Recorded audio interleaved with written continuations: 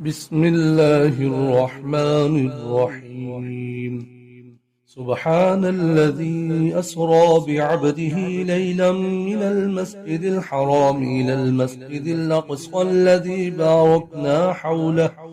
باركنا حوله لنريه من آياتنا إنه هو السميع البصير. وآتينا موسى الكتاب وجعلناه هدى لبني إسرائيل ألا تتخذوا من دوني وكيلا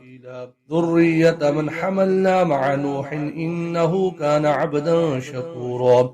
وقضينا إلى بني إسرائيل في الكتاب لتفسدن في الأرض مرتين ولتعلن علوا كبيرا فإذا جاء بعد أولاهما بعثنا عليكم عبادا لنا أولي بأس شديد فجاسوا خلال الديار وكان وعدا مفعولا. ثم رددنا لكم الكرة عليهم وأمددناكم بأموال وبنين وجعلناكم أكثر نفيرا. إن أحسنتم لأنفسكم وإن أسأتم فلها فإذا جاء بعد الآخرة ليسوءوا وجوهكم وليدخلوا المسجد كما دخلوه أول مرة وليتبروا ما علوا تتبيرا. عسى ربكم أن يرحمكم وإن عدتم عدنا وجعلنا جهنم للكافرين حصيرا. إن هذا القرآن يهدي للتي هي أقوم ويبشر المؤمنين الذين يعملون الصالحات أن لهم أجرا كبيرا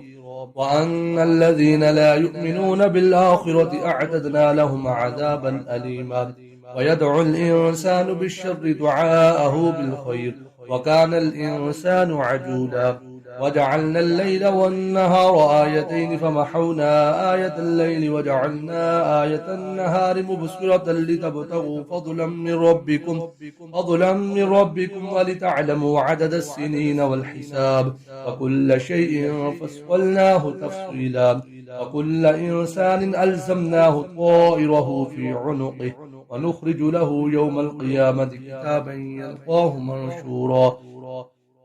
اقرأ كتابك كفى بنفسك اليوم عليك حسيبا. من اهتدى فإنما يهتدي لنفسه ومن ضل فإنما يضل عليها ولا تسر وازرة وزر أخرى ما كنا معذبين حتى نبعث رسولا. وإذا أردنا أن نهلك قرية أمرنا متر فيها ففسقوا فيها فحق عليها القول فدمرناها تدميرا.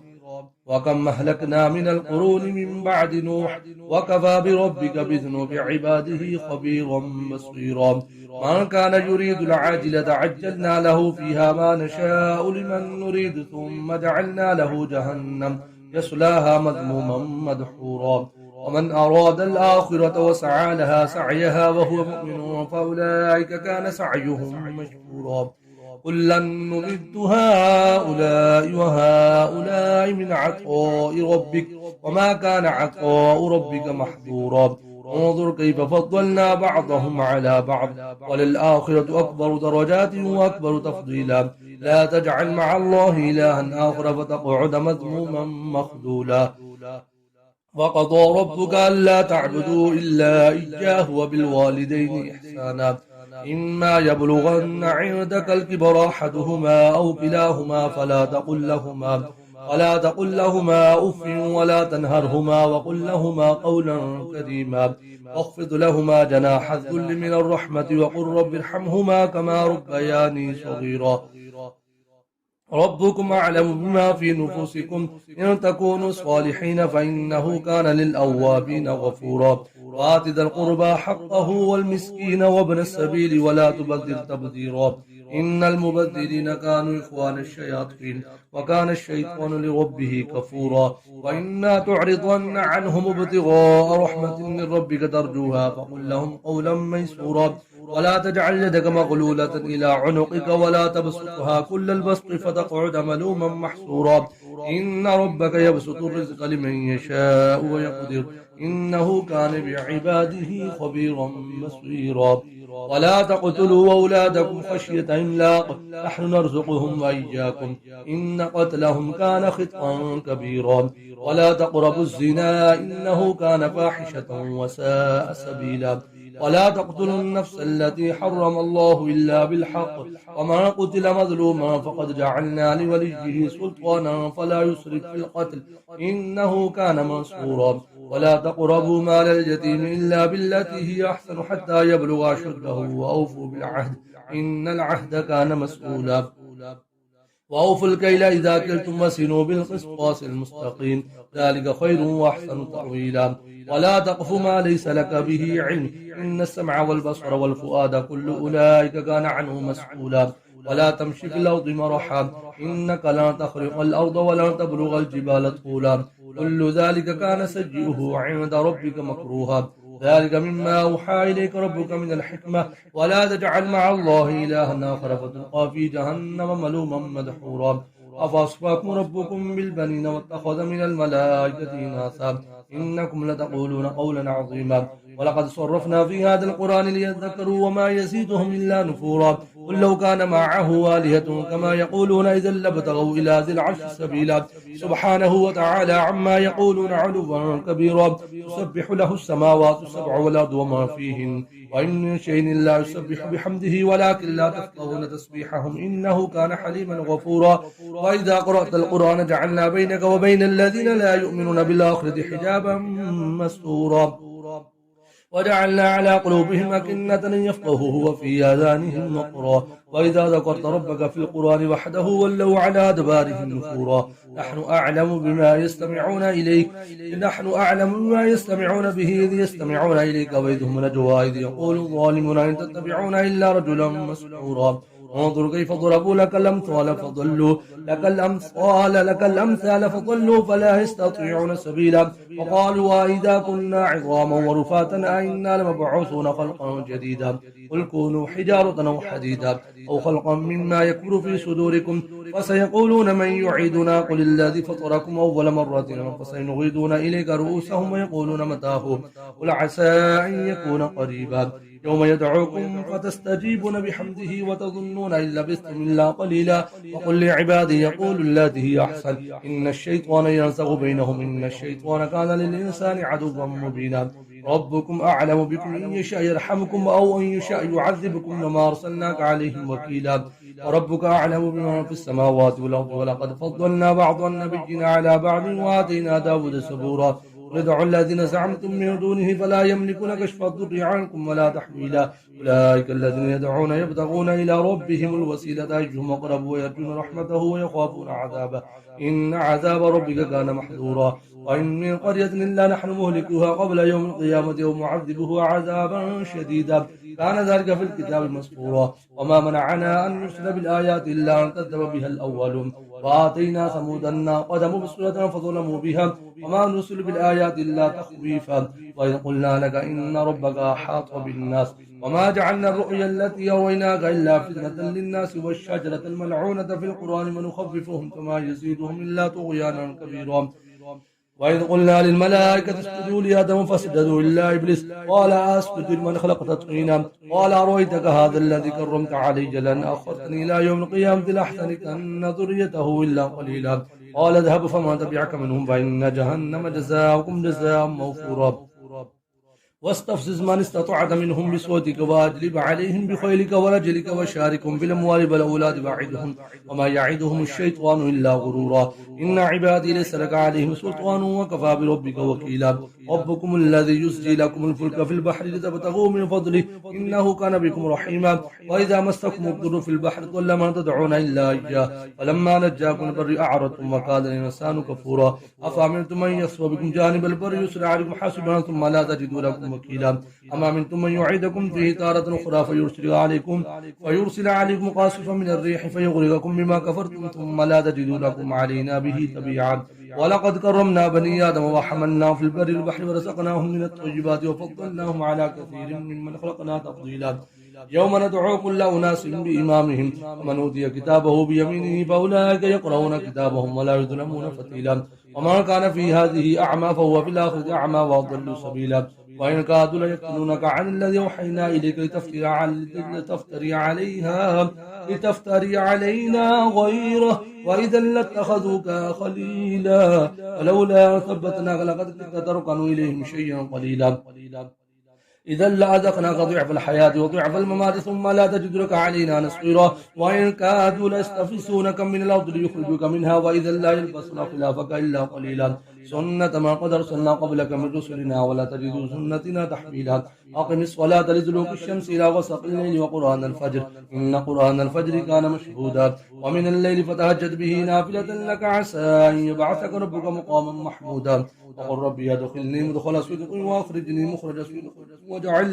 واجعل لي من لدنك سلطانا نصيرا وقل جاء الحق وزهق الباطل إن الباطل كان زهوقا وننزل من القرآن ما هو شفاء ورحمة للمؤمنين ولا يزيد الظالمين إلا خسارا وإذا نعمنا على الإنسان أعرض ونأى بجانبه وإذا مسه الشر كان يئوسا قل كل يعمل على شاكلته وربكم أعلم بمن هو أهدى سبيلا ويسألونك عن الروح قل الروح من أمر ربي وما أوتيتم من العلم إلا قليلا ولئن شئنا لنذهبن بالذي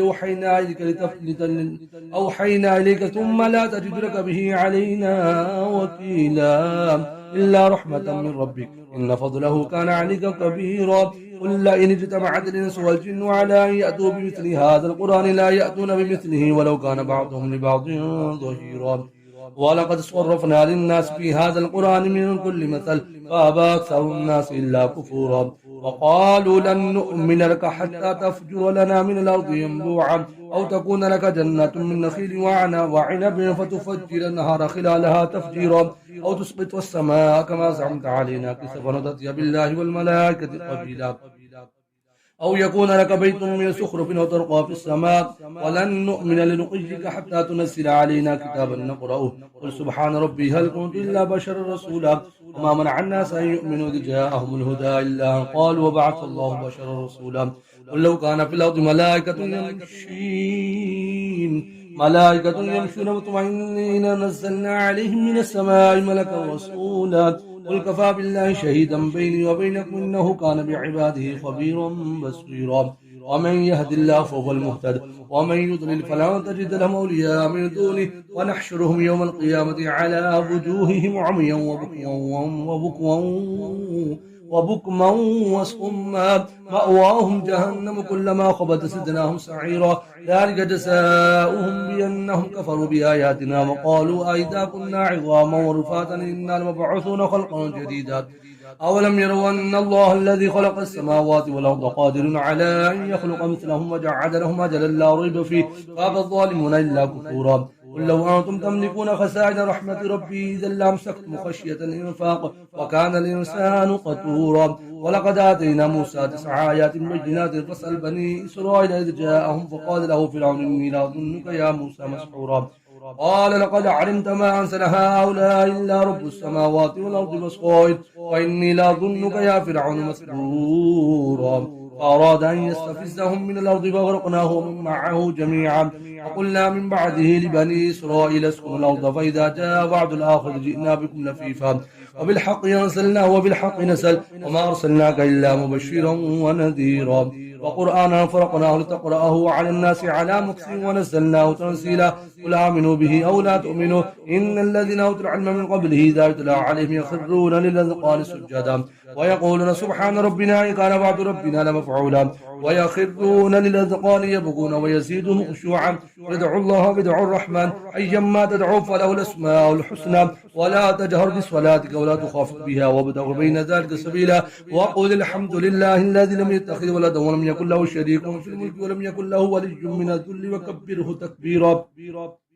بسم الله الرحمن الرحيم الحمد لله الذي أنزل على عبده الكتاب ولم يجعل له عبدا قيما لينذر بأسا شديدا من لدنه ويبشر المؤمنين الذين يعملون الصالحات أن لهم أجرا حسنا ماكثين فيه أبدا وينذر الذين قالوا اتخذ الله ولدا ما لهم به من علم ولا لآبائهم كبرت كلمة تخرج من أفواههم إن يقولون إلا كذبا فلعلك باخع نفسك على آثارهم إن لم يؤمنوا بهذا الحديث أسفا إنا جعلنا ما على الأرض زينة لها لنبلوهم أيهم أحسن عملا وإنا لجاعلون ما عليها صعيدا جرزا أم حسبت أن أصحاب الكهف والرقيم كانوا من آياتنا عجبا إذ أوى الفتية للكهف فقالوا ربنا آتنا من لدنك رحمة وهيئ لنا من أمرنا رشدا فضربنا على آذانهم في الكهف سنين عددا ثم بعثناهم لنعلم أي الحزبين أحصى لما لبثوا أمدا نحن نقص عليك نبأهم بالحق إنهم فتية آمنوا بربهم وزدناهم هدى وربطنا على قلوبهم إذ قاموا فقالوا ربنا رب السماوات والأرض لن ندعو من دونه إلها لقد قلنا إذا شططا هؤلاء قوم اتخذوا من دونه آلهة لولا يأتون عليهم بسلطان بين ومن أظلم ممن افترى على الله كذبا وإذ اعتزلتموهم ما يعبدون إلا الله فأبوا إلى الكهف ينشر لكم ربكم من رحمته ويهيئ لكم من أمركم مرفقا وترى الشمس إذا طلعت تساور عن كهفهم ذات اليمين وإذا غربت تقرضهم ذات الشمال وهم في فجوة منه ذلك من آيات الله من يهد الله فهو المهتد ومن يضلل فلن تجد له وليا مرشدا وتحسبهم أيقاظ وهم رقود ونقلبهم ذات اليمين وذات الشمال وكلبهم باسط ذراعيه بالوسيد لو اطلعت عليهم لوليت منهم فرارا ولملئت منهم رعبا وكذلك بعثناهم ليتساءلوا بينهم قال قائل منهم كم لبثتم قالوا لبثنا يوما أو بعض يوم قالوا ربكم أعلم بما لبثتم فبعثوا أحدكم بورقكم هذه إلى المدينة فلينظر أيها أزكى طعاما فليأتكم برزق منهم وليتلطف ولا يشعرن بكم أحدا إنهم إن يظهروا عليكم يرجموكم ويعيدوكم في ملتهم ولن تفلحوا إذا أبدا وكذلك عصرنا عليهم ليعلموا أن وعد الله حق وأن الساعة لا ريب فيها إذ يتنازعون بينهم أمرهم فقالوا بنوا عليهم بنيانا ربهم أعلم بهم قال الذين غلبوا على أمرهم لنتخذن عليهم مسجدا سيقولون ثلاثة رابعهم كلبهم ويقولون خمسة سادسهم كلبهم رجما بالغيب ويقولون سبعة وثامنهم كلبهم قل ربي أعلم بعدتهم ما يعلمهم إلا قليل فلا تمار فيهم إلا مرارا ظاهرا ولا تستفت فيهم منهم أحدا ولا تقولن لشيء إني فاعل ذلك غدا إلا أن يشاء الله واذكر ربك إذا نسيت وقل عسى أن يهديني ربي ليقرب من هذا رشدا ولبثوا في كهفهم 300 سنين وازدادوا 9 قل الله أعلم بما لبثوا له غيب السماوات والأرض أبصر به واسمع ما لهم من دونه من ولي ولا يشرك في حكمه أحدا واتل ما أوحي إليك من كتاب ربك لا مبدل لكلمات الله ولن تجد من دونه ملتحدا واصبر نفسك مع الذين يدعون ربهم بالغداة والعشي يريدون وجهه ولا تعد عيناك عنهم تريد زينة الحياة الدنيا ولا تطع من أغفلنا قلبه عن ذكرنا واتبع هواه وكان أمره فرطا وقل الحق من ربكم فمن شاء فليؤمن ومن شاء فليكفر إنا أعتدنا للظالمين نارا أحاط بهم سرادقها وإن يستغيثوا يغاثوا بماء كالمهل يشوي الوجوه بئس الشراب وساءت مرتفقا إن الذين آمنوا وعملوا الصالحات إنا لا نضيع أجر من أحسن عملا أولئك لهم جنات عدن تجري من تحتهم الأنهار يحلون فيها من أساور من ذهب ويلبسون ثيابا خضرا من سندس واستبرق متكئين فيها على الأرائك نعم الثواب وحسنت مرتفقا واضرب لهم مثل الرجلين جعلنا لأحدهما جنتين من أعناب وحففناهما بنخل وجعلنا بينهما زرعا كلتا الجنتين آتت أكلها ولم تظلم منه شيئا وفجرنا خلالهما نهرا وكان له ثمر فقال لصاحبه ويحافظه أنا أكثر منك مالا وأعز نفرا ودخل جنته وهو ظالم لنفسه قال ما أظن أن تبيد هذه أبدا وما أظن الساعة قائمة ولا رددت إلى ربي لاجدن خيرا منها منقلبا قال له صاحبه وهو يحافظه أكفرت بالذي خلقك من تراب ثم من نطفة ثم سواك رجلا لكنه هو الله ربي ولا أشرك بربي أحدا. ولولا إذ دخلت جنتك قلت ما شاء الله لا قوة إلا بالله إن ترني أنا أقل منك مالا وولدا فعسى ربي أن يؤتيني خيرا من جنتك ويرسل عليها حسبانا من السماء فتصبح صعيدا زلقا أو يصبح ماؤها غورا فلن تستطيع له طلبا وأحيط بثمره فأصبح يقلب كفيه على ما أنفق فيها وهي خاوية على عروشها ويقول يا ليتني لم أشرك بربي أحدا ولم تكن له فئة ينصرونه من دون الله وما كان منتصرا هنالك الولاية لله الحق هو خير ثوابا وخير عقبا واضرب لهم مثل الحياة الدنيا كما إن أنزلناه من السماء فاختلط به نبات الأرض فأصبح هشيما تذروه الرياح وكان الله على كل شيء مقتدرا. المال والبنون زينة الحياة الدنيا والباقيات الصالحات خير عند ربك ثوابا وخير أملا. ويوم نسجل الجبال والأرض بارزة وحشرناهم فلم نغادر منهم أحدا وعرضوا على ربك صفا لقد جئتمونا كما خلقناكم أول مرة بل زعمتم أن لن نجعل لكم موعدا ووضع الكتاب فطر المجرمين مشفقين مما فيه ويقولون يا ويلتنا ما لهذا الكتاب لا يغادر صغيرة ولا كبيرة إلا أحصاها ووجدوا ما عملوا حاضر ولا يظلم ربك أحدا. وإذ قلنا للملائكة اسجدوا لآدم فاسجدوا إلا إبليس كان من الجن ففسق عن أمر ربه أفتتخذونه وذريته أولياء من دوني وهم لكم عدو بئس للظالمين بدلا. ما شهدتهم خلق السماوات والأرض ولا خلق أنفسهم وما كنت متخذ المضلين عضدا. ويوم يقول نادوا شركائي الذين زعمتم فدعوهم فلم يستجيبوا لهم وجعلنا بينهم موبقا. ورأى المجرمون النار فظنوا أنهم مواقعوها ولم يجدوا عنها مصرفا. ولقد صرفنا في هذا القرآن للناس من كل مثل وكان الإنسان أكثر شيء جدلا. وما منع الناس أن يؤمنوا إذ جاءهم الهدى ويستغفروا ربهم إلا أن تأتيهم سنة الأولين أو يأتيهم العذاب قبلا. وما نرسل المرسلين إلا مبشرين ومنذرين ويجادل الذين كفروا بالباطل ليدحضوا به الحق واتخذوا آياتي وما أنذروا هزوا ومن أظلم ممن ذكر بآيات ربه فأعرض عنها ونسي ما قدمت يداه إنا جعلنا على قلوبهم أكنة لن يفقهوا وفي آذانهم وقرا وإن تدعوهم إلى الهدى فلن يهتدوا إذا أبدا. وربك الغفور ذو الرحمة لو يؤاخذهم بما كسبوا لعجل لهم العذاب بل لهم موعد لن يجدوا من دونه موئلا. وتلك القرى أهلكناهم لما ظلموا وجعلنا لمهلكهم موعدا. وإذ قال موسى لفتاه لا أبرح حتى أبلغ مجمع البحرين وأمضي حقبا فلما بلغا مجمع بينهما نسيا حوتهما فاتخذ سبيله في البحر سربا فلما جاوزا قال لفتاه آتنا غداءنا لقد لقينا من سفرنا هذا نصبا قال أرأيت إذ أوينا إلى الصخرة فإني نسيت الحوت وما أنسانيه إلا الشيطان ونذكره واتخذ سبيله في البحر عجبا قال ذلك ما كنا نبغي فارتدا على آثارهما قصصا فوجدا عبدا من عبادنا آتيناه رحمة من عندنا وعلمناه من لدنا علما قال له موسى هل اتبعك على أن تعلمني مما علمت رشدا قال إنك لن تستطيع معي صبرا وكيف تصبر على ما لم تحط به خبرا قال ستجدني إن شاء الله صابرا ولا أعصي لك أمرا قال فإن اتبعتني فلا تسألني عن شيء حتى أحدث لك منه ذكرا فانطلقا حتى إذا ركبا في السفينة خرقها قال خرقتها لتغرق أهلها لقد جئت شيئا إمرا قال ألم قل إنك لن تستطيع معي صبرا قال لا تؤاخذني بما نسيت ولا ترهقني من أمري عسرا فانطلقا حتى إذا لقيا غلاما فقتله قال قتلت نفسا زكية بغير نفس لقد جئت شيئا نكرا. صدق الله العظيم.